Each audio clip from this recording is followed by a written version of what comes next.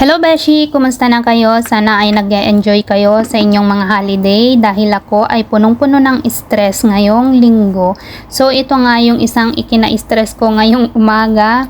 So i-share ko nga itong kapalpakan ko nitong morning best. Ay nako, grabe, dahil lang sa pancake hirap pa akong lutuin. Ay ewan ko talaga. Ito kasing si madam, bigla-bigla kasing dito magkakape. So ayan, sabi niya, Jenny, you know how to make a pancake, kanto bes. Di syempre sabi ko, dahil pabibo ako, pabida-bida tayo. Di syempre sinabi ko, oo ma'am.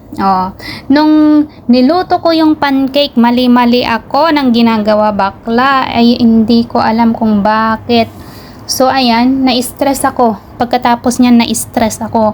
So, lesson and learn ko na lang ito.